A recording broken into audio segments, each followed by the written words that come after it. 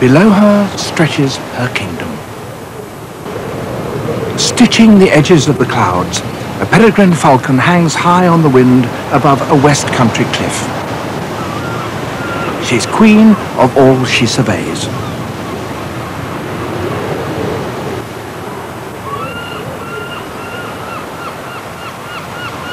The peregrine is shaped for the pursuit and killing of birds in flight. Its body is streamlined.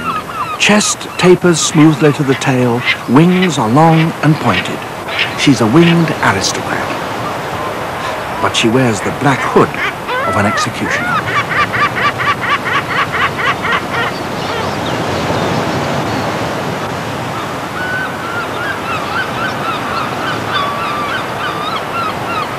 With talons like daggers, her powerful feet are her killing weapons.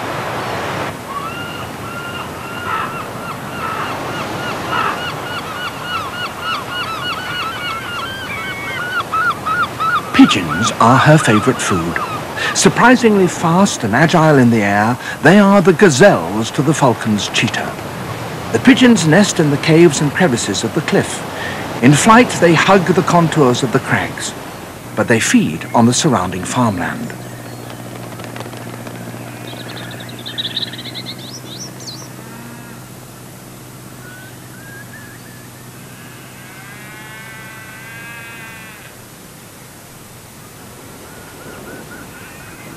With the experience of many hunts, the falcon knows her first tactic must be to gain height.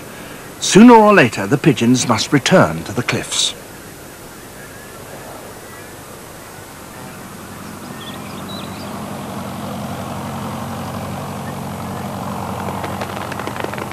She hides against the clouds, 1,000 feet above.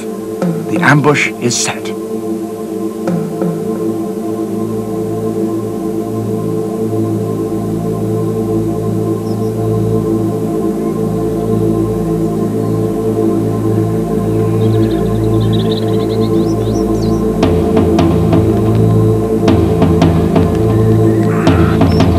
As they pass below her, she stoops like a winged thunderbolt.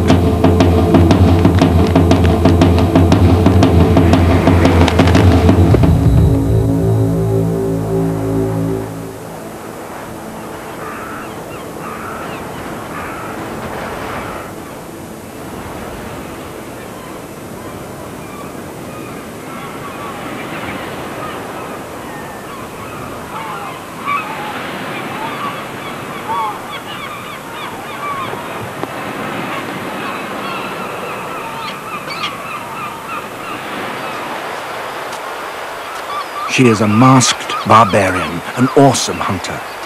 Evolution has linked a targeting eye with an executioner's talons.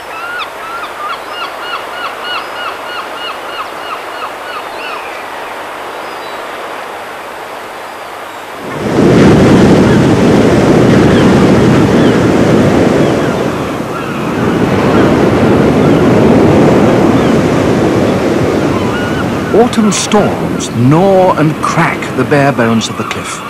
Winter is approaching.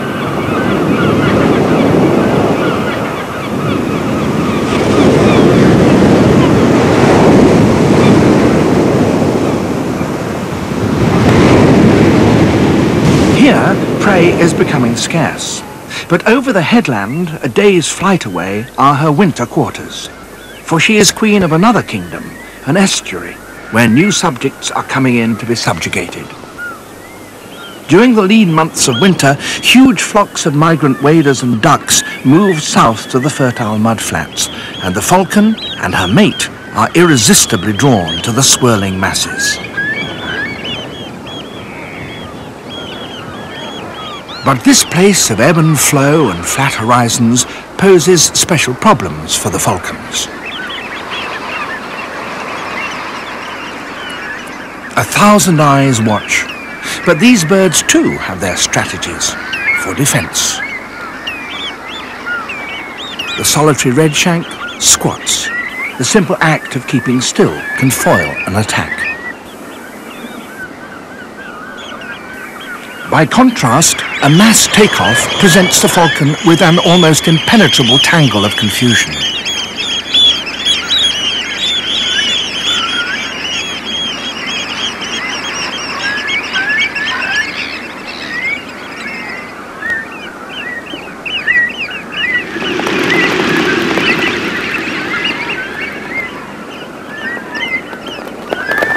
When threatened, the ducks take to water.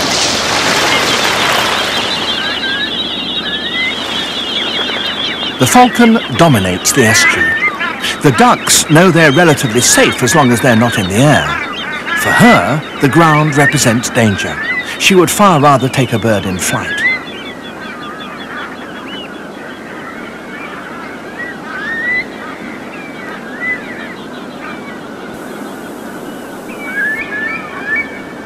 She is frustrated.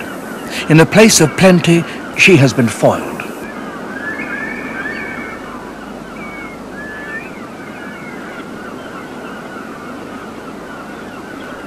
But her mate is on to 2 pigeons. One is selected. As a solitary hunter, the peregrine is formidable, but a hunting pair is more than doubly effective.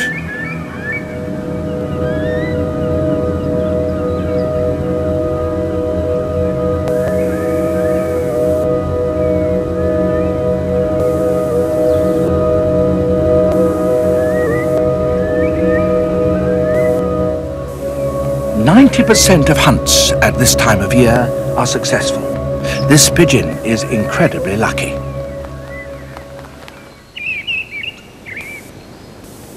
Winter is a testing time, a time of wandering, of peregrinations.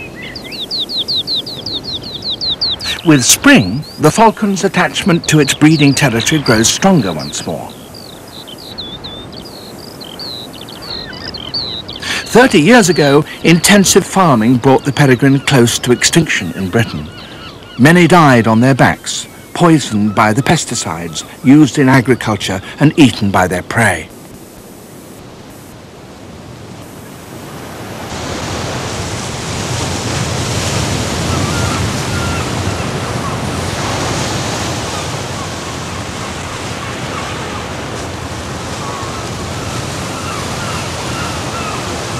From 1966, when DDT and other pesticides were made illegal, the number of peregrines has gradually increased.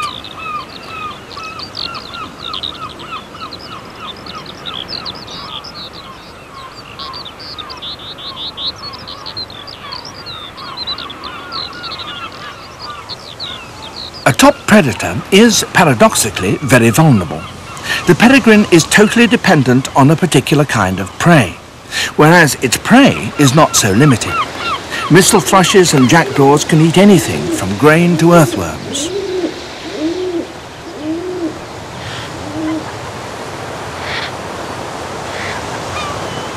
Ravens have kept a lonely vigil on the cliffs throughout the winter. It's March, and already they have large chicks to feed.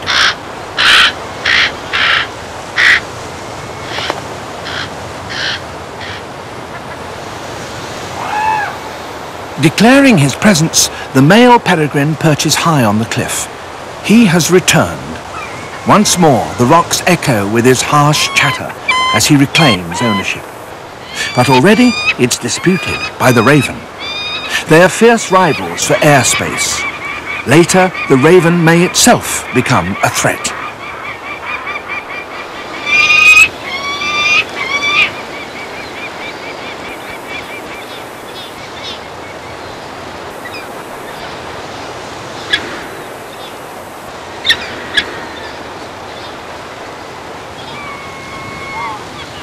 The raven, forgotten, both birds display to each other. The loose alliance of the winter is becoming a stronger bond once more. He presents her with a nuptial offering.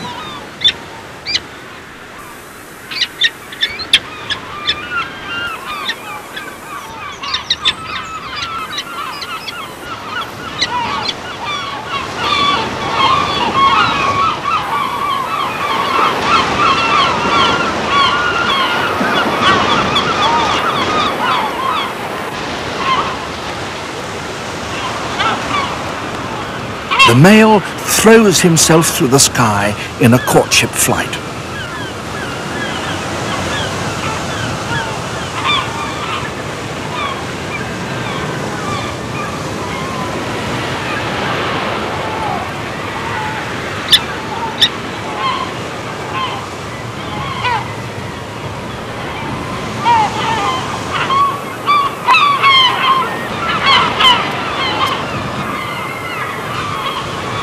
The contract is made.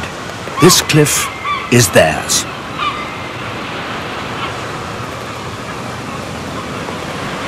The feral pigeons are also wheeling and chasing in nuptial flights, but in their excitement, they're less cautious.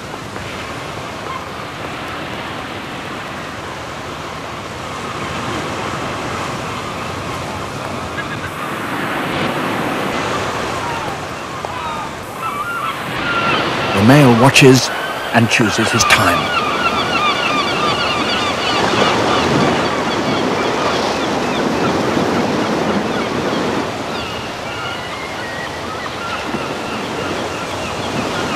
Quietly dropping down from the cliff, he swings out to sea, gaining speed, and then turns to make use of the onshore wind.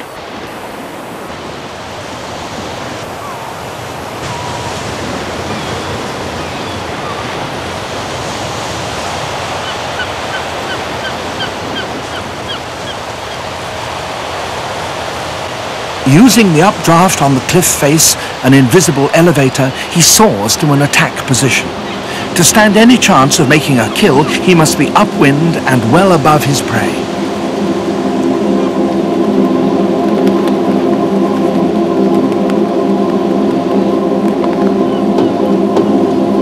Stooping at over 100 miles an hour, he is suddenly among them.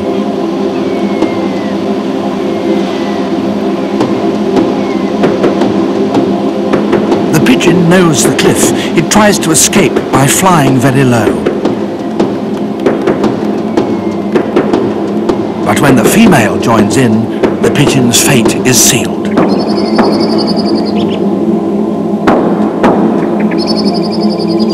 He distracts the pigeon, and the female makes the kill.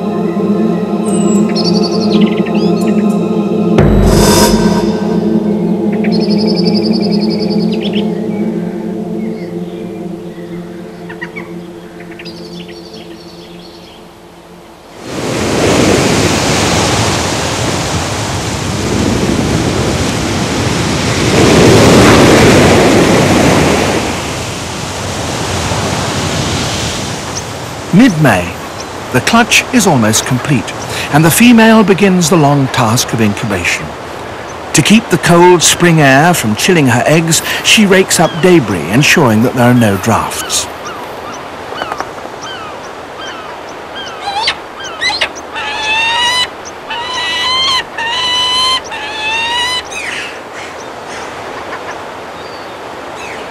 Both birds share incubation, although the female, called the Falcon, spends most time on the eggs. She is dominant near the nest, being almost a third larger than the male or tiercel. She keeps him waiting before surrendering the eggs to him.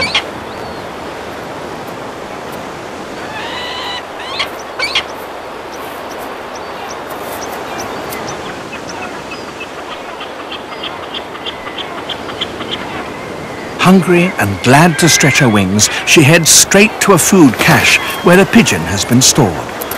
This larder represents forward planning for times of shortage.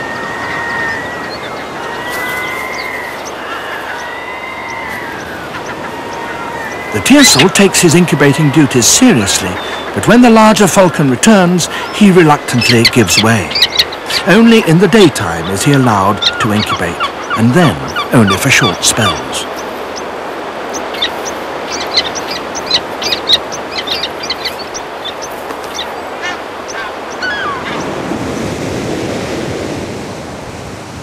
Stalling and turning with precision, the raven and jackdaws display perfect poise and control as they exploit the updrafts.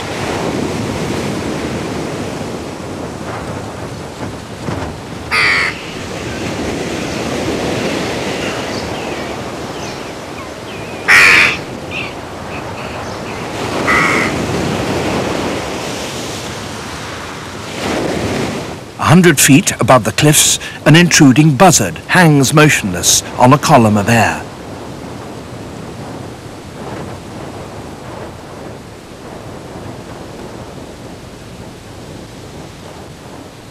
The raven can't resist a scrap. He takes exception to the buzzard's presence.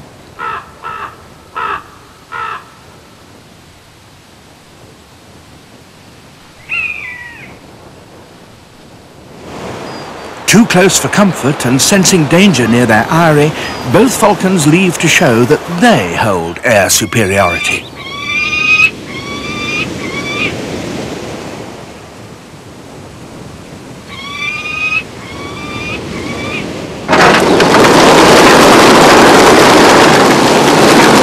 It's Saturday, pigeon race day. And 10,000 birds climb into the sky to find their way home through unknown territory and unsuspected enemies. Driven by the overwhelming instinct to return to their lofts, they fly a straight and unwavering course. They make easy targets.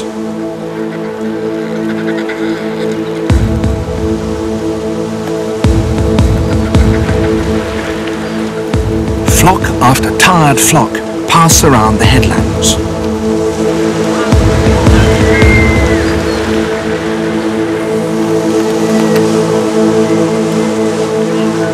Towering upwards, the tearsel climbs to gain height.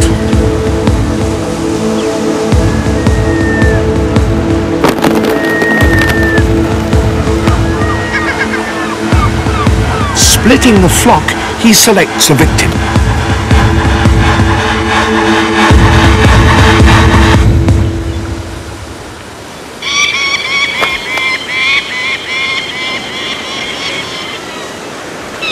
The falcon leaves the cliff and ceremoniously accepts the prey in an aerial courtship pass.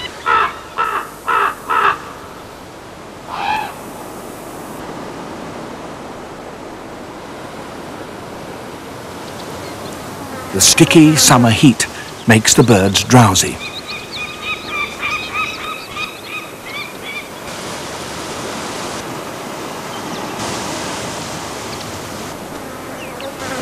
The long days of incubation are over.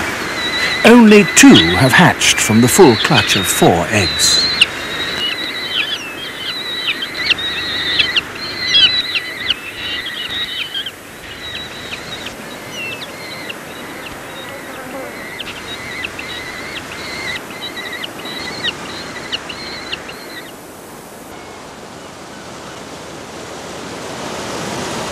Tapping one of the unhatched eggs with her bill, the falcon listens for a response.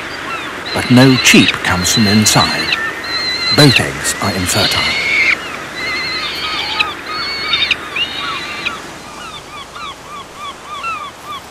All remains of meals are removed. The nest is kept scrupulously clean. Herring gulls coast and wheel on updrafts to watch for prey or carrion, even an unguarded peregrine chick. The tearsel rides high on guard duty, ever watchful for any threat of danger.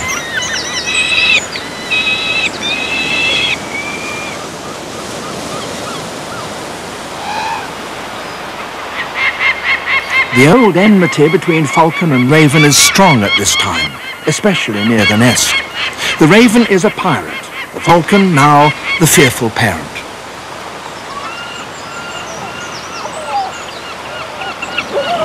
Heavily laden with a pigeon taken at sea, and therefore disadvantaged, the falcon reappears, hotly pursued by a great black-backed gull, trying to rob her of her prize. But the pigeon is firmly grasped, tucked tidily beneath her tail.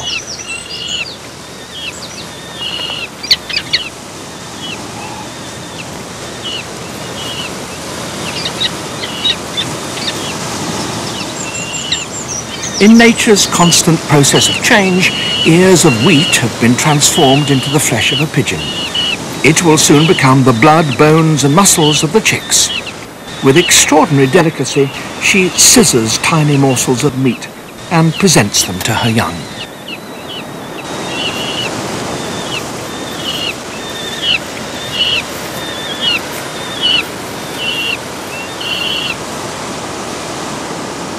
an immature falcon dares to invade restricted airspace.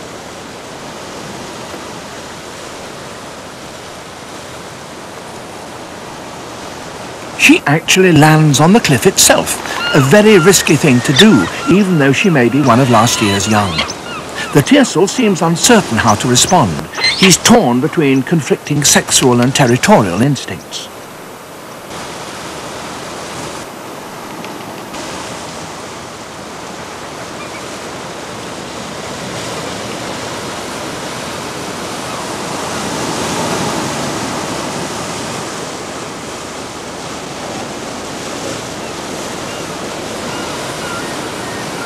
Suddenly, his mate hears the trespasser. She hacks at him. He's been caught out, flirting with an intruder. Now he must insist on his territorial rights.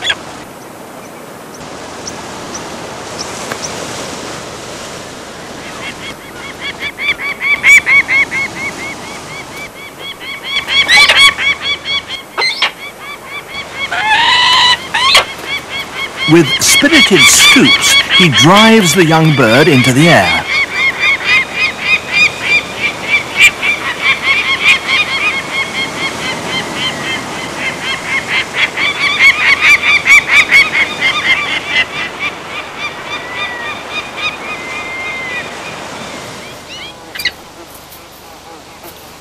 Early July. The chicks are almost 5 weeks old and close to fledging. The adults now spend less time on the ledge, which becomes littered with remains of prey. To satisfy the insatiable demand for protein, hunting becomes full-time. But the parents have to alternate their duties. One must hunt, the other provides air cover. Many hunts now take place near the cliff. The chicks have a grandstand view.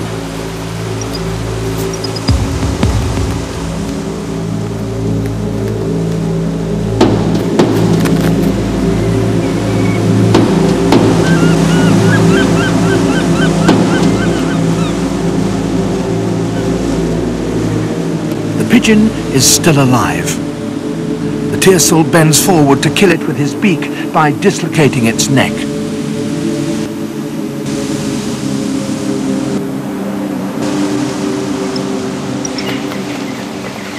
The chicks, or eyases, are as large as the tearsel now, always hungry and aggressive.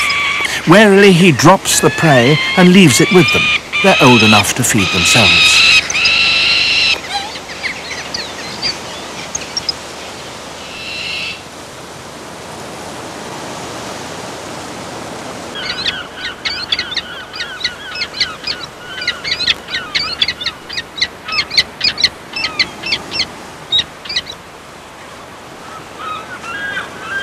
Screaming past the eyrie, the tearsel encourages the eyases to take their first flight.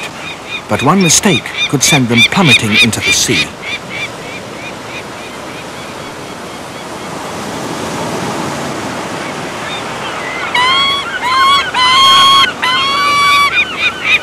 Plump, hyperactive, and watching every bird, every movement, they anticipate the big moment.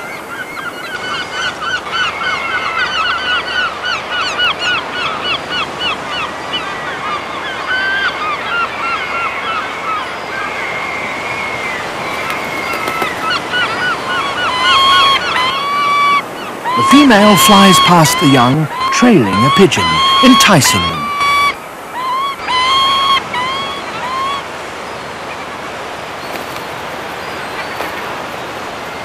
Finally, one plucks up the courage and takes the first faltering flight towards independence.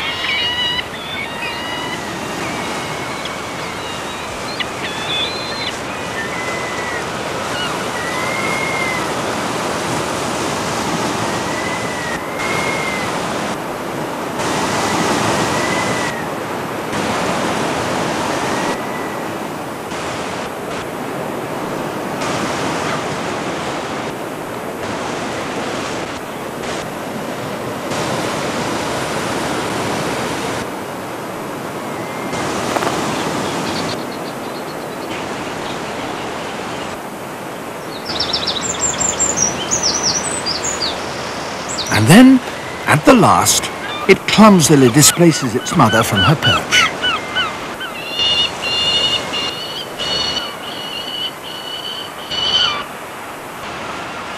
Now she chooses a perch further down the cliff, out of sight of the young, but close enough to monitor their progress.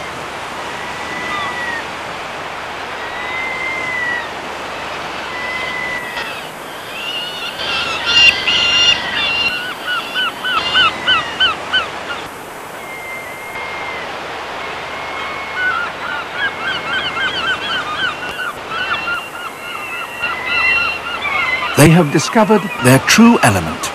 They practice like athletes, sharpening and honing their flying skills. It looks like play, but it has a more serious purpose: to turn them into expert killers.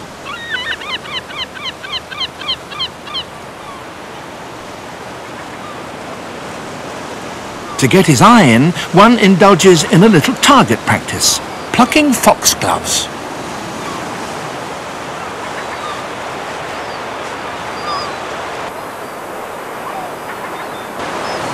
These young birds are continuing the noble line. This year, peregrines are back to above their pre-war numbers. An estimated 1,300 ancestral territories will be occupied.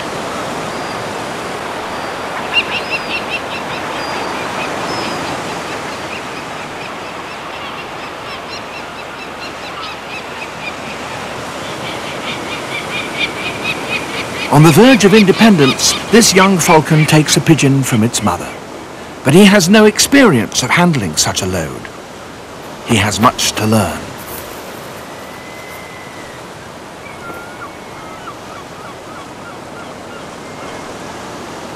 "20 years ago, peregrines faced extinction.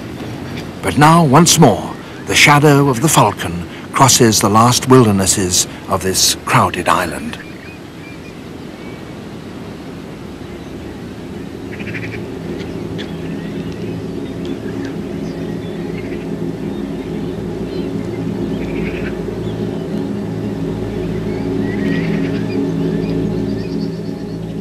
Deadly liaisons with the tiger snake in Wildlife on 2 tomorrow at the later time of 1:15.